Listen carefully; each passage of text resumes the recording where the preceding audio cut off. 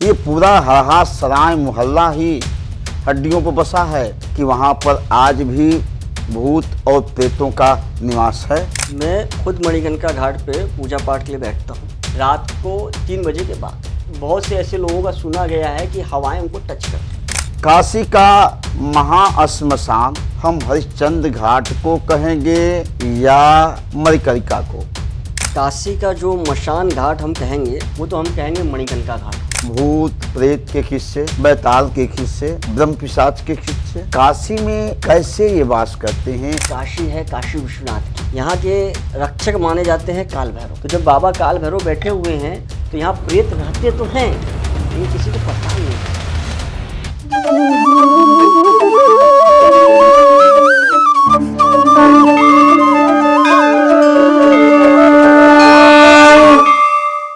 नमस्कार, मैं कुबेरनाथ पांडे तुलसी OTT channel के पॉडकास्ट सीरीज में आप सबका स्वागत है और हार्दिक अभिनंदन है।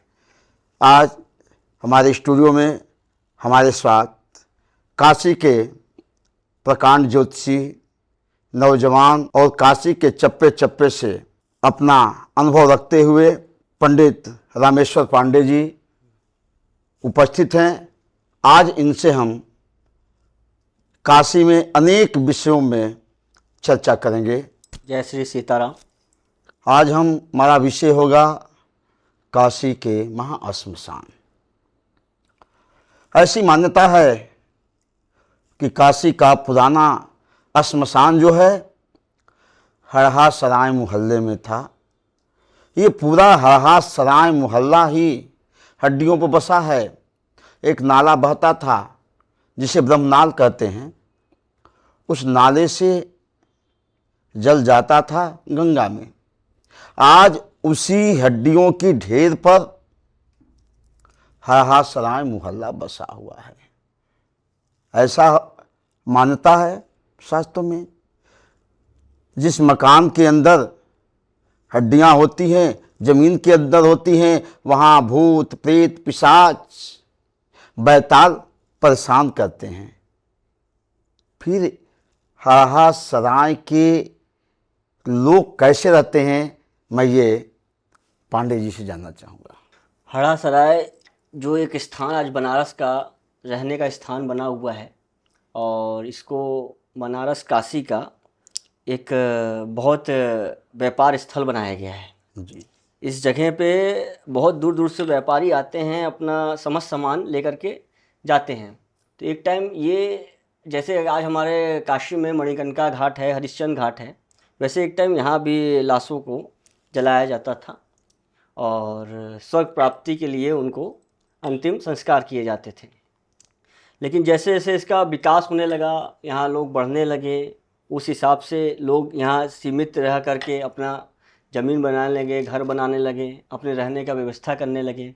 लेकिन जिस हिसाब से वहाँ लाश जलती थी या दाह संस्कार किए जाते थे, उस हिसाब से आज लोग वहाँ व्यापार कर रहे हैं, रहने का स्थान बनाए हुए हैं, लेकिन शांति आज भी नहीं है। अगर हम किसी के जले हुए हड्डी या मुर्दों इन लोग पे घर बनाते हैं तो वहाँ पे अशांति फैली रहती है। तो उस जगह पे व्यापार तो चलता है, लेकिन कोई शांति से रह नहीं पाता। जितने घर हैं वो अशांतिपूर्वक रहते हैं, घर में तनाव बना रहता है, शांति नहीं है, कोई भी काम चलता है। वहाँ जितने व्यापारी हैं, जितने काम करते हैं, सब कहीं ना कहीं आसान तरीके से हैं और सारे के सारे आसान तरीके से हैं और उनमें कोई भी काम ठीक से नहीं चल पाता है। जैसे कि देखा जाए वहाँ पे ज़्यादातर आबादी हम देखेंगे तो मुस्लिम लोगों की है। हिंदू लोगों की वहाँ पे व्यापार के माध्यम से आबादी कम दिखेगी।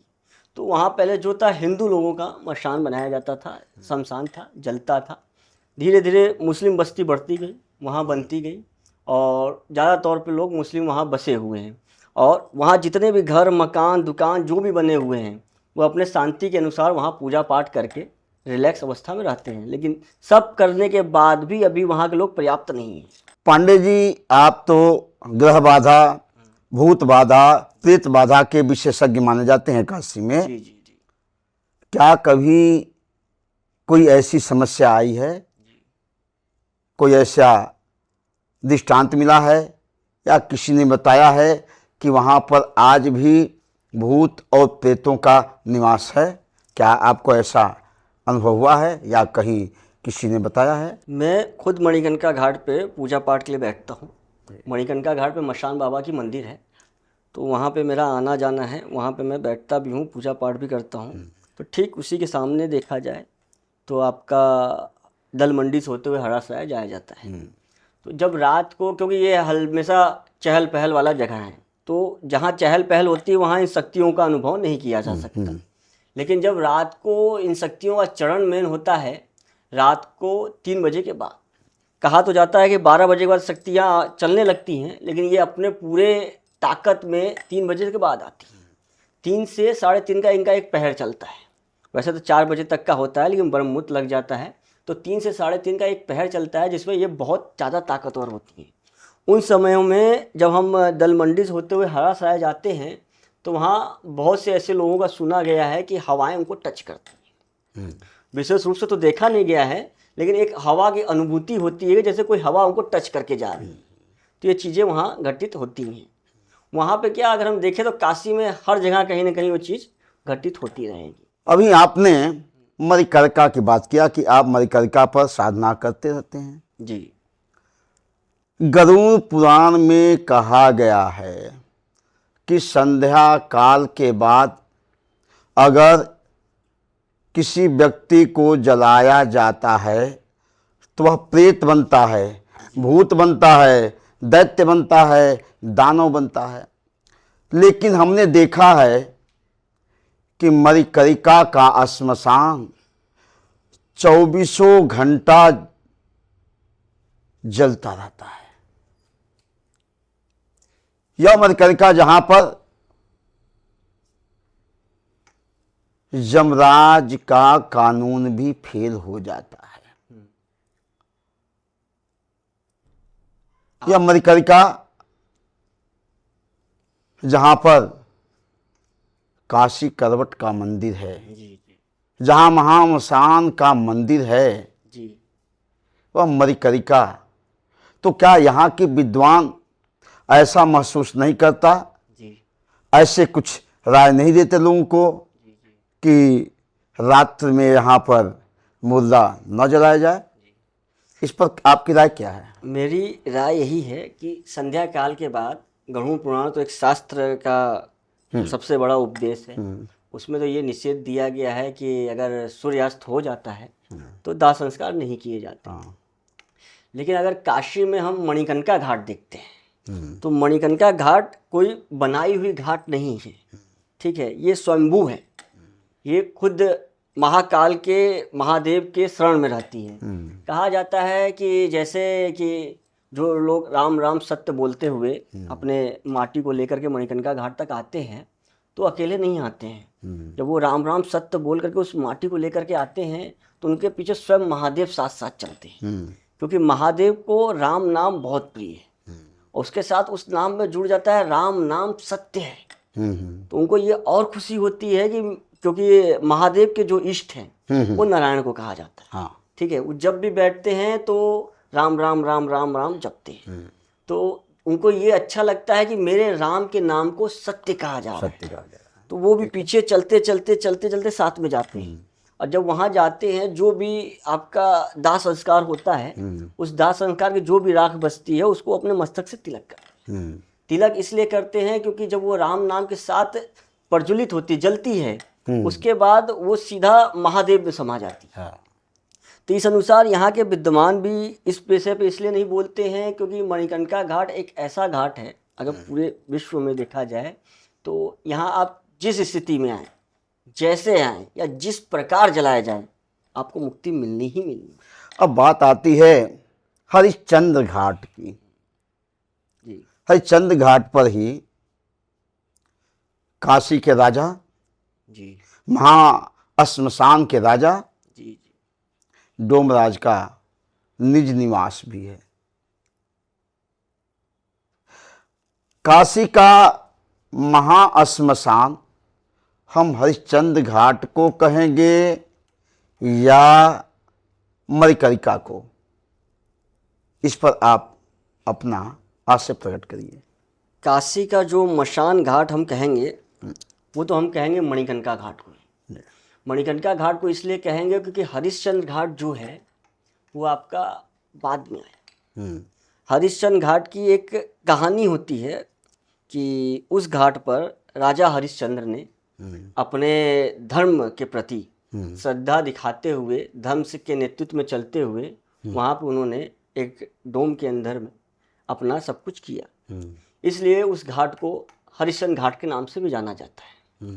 अगर हम एक तरफ से देखें तो राजा हरिश्चंद्र जो हमारे थे उनके अनुसार उस घाट को हरिश्चंद्र घाट नाम दिया गया है। तो उस हिसाब से वो घाट भी प्रज्वलित, मतलब कि एक विशेष रूप से जानी जाती है।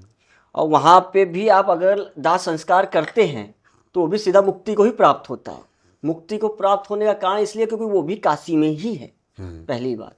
और दूसरी बात, राजा हरिश्चंद्र जो एक बहुत बड़े ज्ञानी, धर्मप्रिय राजा थे, उनके सामने बहुत बड़े बड़े ऋषि मुनि और देवता लोग भी बहुत सादा तरीके से आते थे। यानी उनको साक्षात दर्शन होते थे इन सब चीज़ों के।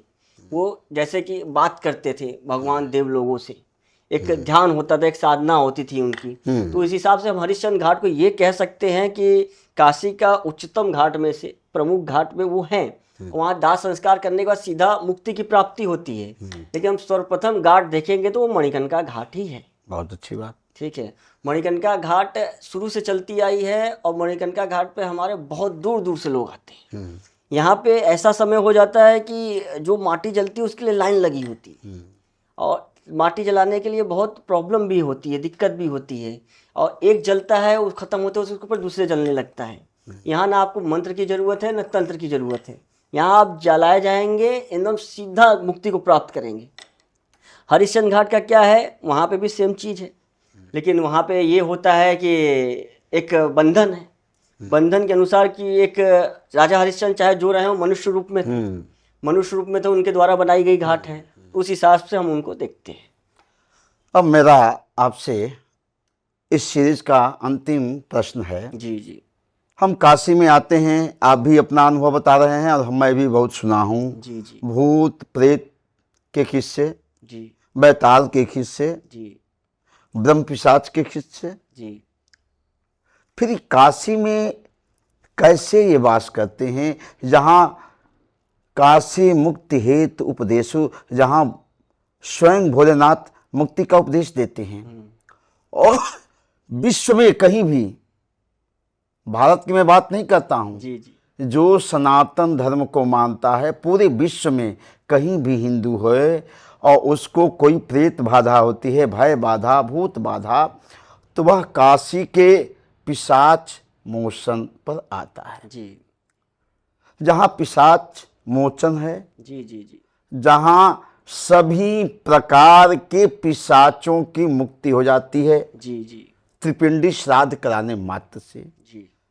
फिर उस काशी में भूत प्रेत बैताल निवास करते हैं, जहाँ मुक्ति का उपदेश होता है। जी। आखिर क्यों, इसका कारण क्या है? जैसे अभी आपने कहा कि काशी है काशी विश्वनाथ की, यहाँ के रक्षक माने जाते हैं काल भैरव, कोतवाल, देखभाल करने का काम बाबा काल भैरव का है। तो जैसे काल भैरव को सौंपा गया है काशी का रक्षा करने के लिए, वैसे काल भैरव बाबा ने अपने अष्ट भैरव रखे हैं अपने सेना बना करके। तो काशी में अगर कोई भी एंट्री लेता है तो पहले अष्ट भैरव से परमिशन लेता है, उसके बाद वो बात काल भैरव तक जाती है। तो अगर हम भूत प्रेत पिशाच जैसा आपने कहा, तो काशी में ये बहुत है, ऐसा नहीं है कि नहीं है, बहुत है। तो हमारे महादेव जो हैं वो एक ऐसे देव हैं जो मनुष्य, देव, दानव, प्रेत, पिशाच सबके मालिक हैं। उनके शरण में सब आता है, वो सबको देखते हैं। तो जब ये काशी में काशी विश्वनाथ के रूप में बैठे हुए हैं, और काशी विश्वनाथ में आपका 4 द्वार है, और भी ज्योतिर्लिंग में जाएंगे तो आपको 4 प्रमुख द्वार नहीं मिलेंगे। काशी विश्वनाथ का जो 4 द्वार है वो 4 प्रमुख रास्ते हैं। ये आपका सब चीज़ों को खींच करके काशी विश्वनाथ तक लेके आता है। बड़े से बड़ा साधक यहाँ पर आता है, जब तक वो यहाँ नहीं आएगा उसकी साधना कंप्लीट नहीं होती है। तो जब ये हमारे महादेव निवास कर रहे हैं तो महादेव के गण आते हैं, आपके यही भूत प्रेत पिशाच यक्ष ये सभी आते हैं। तो उनके माध्यम से, जब वो हमारे राजा हैं तो उनके माध्यम से ये वहाँ पे निवास करते हैं। लेकिन उनके साथ साथ काल भैरव भी बैठे हुए हैं सबकी देखभाल करने के लिए। तो जब बाबा काल भैरव बैठे हुए हैं तो यहाँ प्रेत रहते तो हैं लेकिन किसी को परेशान नहीं कर सकते। अच्छा, इसी में एक प्रश्न करूँगा। जी जहाँ किसी को प्रेत बाधा, भूत बाधा, भय बाधा है, जी। उसे क्या करना चाहिए जिससे इन बाधाओं से मुक्ति मिल जाए? अगर किसी को ये महसूस होता है कि हमारे ऊपर प्रेत बाधा है, भूत बाधा है या किसी का किया कराया कुछ है, हाँ। तो वो सबसे पहले अपने जन्म कुंडली अनुसार चेक करवाए कि ग्रहों की स्थिति क्या बैठी है। बहुत अच्छा। क्योंकि हमारे कुंडली में जो ग्रह बैठे होते हैं वो खुद बताते हैं कि हमारे ऊपर प्रेत बाधा चल रही है या नहीं चल चल रही है। बहुत अच्छा। रही। एक तरीका तो ये हो गया। अब जिनकी कुंडली नहीं है, हाँ। जिनके पास कुंडली नहीं है या कुंडली नहीं बनी हुई है, उनका नाम लिया जाता है। और बहुत से तरीके ऐसे होते हैं, बहुत से पूजा पाठ इस तरीके से होते हैं कि आप उनको सामने लाएंगे तो हम अपने इष्ट का नाम या किसी का भी नाम लेंगे तो उनको प्रॉब्लम और दिक्कत होने लगती है। और जितने भी व्यक्ति इस दुनिया में हैं, काशी ही नहीं जहाँ भी हैं, उनके एक कुल देवी देवता होते हैं जिनको हम पूजमान देवता भी कहते हैं। और एक इष्ट बनाए जाते हैं जो हमारे खुद के देव होते हैं। अगर किसी व्यक्ति को ऐसा महसूस होता है कि हमारे ऊपर ये सब दिक्कत चल रही है तो सबसे पहले अपने कुल के ध्यान करना शुरू करें। जब वो अपने कुल का ध्यान करना शुरू करेगा, हमारे कुल मजबूत हो जाएंगे, कुल अच्छे हो जाएंगे, कुल देवता, तो जो प्रेत बाधा हमारे ऊपर चल रही है वो शांत होने लगेगी। और हमारे इष्ट जैसे हम महादेव को बना लिए, हनुमान जी को बना लिए, दुर्गा जी को बना लिए, जब हम इनकी आराधना करते हैं तो हमारा उसमें मन नहीं लगेगा। जब हमारे पास कोई बाधा है तो उसमें मन नहीं लगेगा। तो इस अवस्था में हमको किसी के पास जाने की ज़रूरत नहीं है। उस अवस्था में हमको एकांचित यानी शांत करना चाहिए अपने आप को, घबराना नहीं चाहिए। सबसे पहले अपने आप को शांत करना चाहिए, शांत करके अपने इष्ट का ध्यान करना चाहिए। और सबसे बड़ी ताकत आज की देखी जाए तो राम नाम है। इससे बड़ा पावरफुल मंत्र आज के टाइम में नहीं है। बहुत अच्छी बात। तो जिसके ऊपर ऐसा लगता है कि हमारे ऊपर ऐसी कोई दिक्कत परेशानी बाधा है तो ज़्यादा से ज़्यादा राम नाम का जाप करें।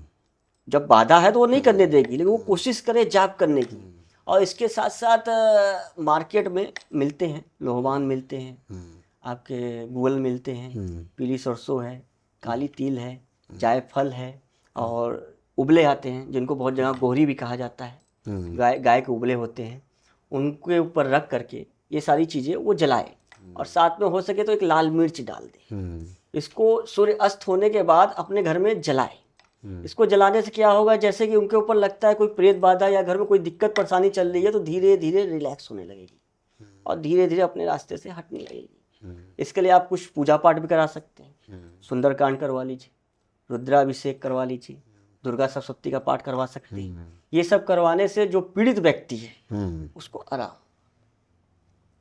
अभी आपने भूत बाधा, प्रेत बाधा, भय बाधा के विषय में ज्योतिषाचार्य पंडित रामेश्वर पांडे जी के विचार को श्रवण किया।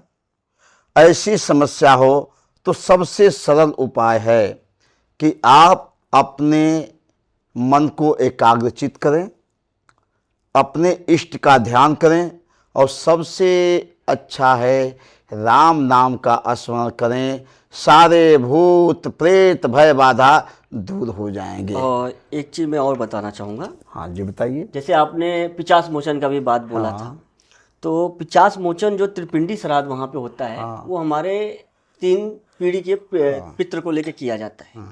और जैसे किसी के ऊपर आपने कहा प्रेत बाधा, भूत बाधा ये सब है, तो उसको सबसे पहले आकर के, क्योंकि जो भी प्रेत या भूत बाधा होती है या कहीं से की जाती है, आती है, तो सबसे पहले हमारे कुल देवी और पितृ को नुकसान पहुँचाती है।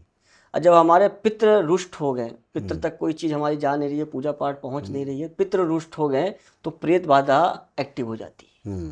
जब तक हमारे कुल देवी देवता और हमारे ये पितृ सही हैं तब तक प्रेत का कोई दिक्कत नहीं होता है। तो उसके लिए सबसे अच्छा निवारण ये भी होता है कि अगर हम पूजा पाठ सही से करा सकते हैं तो हम एक बार बनारस में, वाराणसी में पिचास मोचन पर आकर के त्रिपिंडी श्राद्ध कराएं। त्रिपिंडी श्राद्ध करा करके वहाँ पिचास मोचन बाबा एक पिंड के रूप में बैठे हुए हैं, उनका दर्शन करें।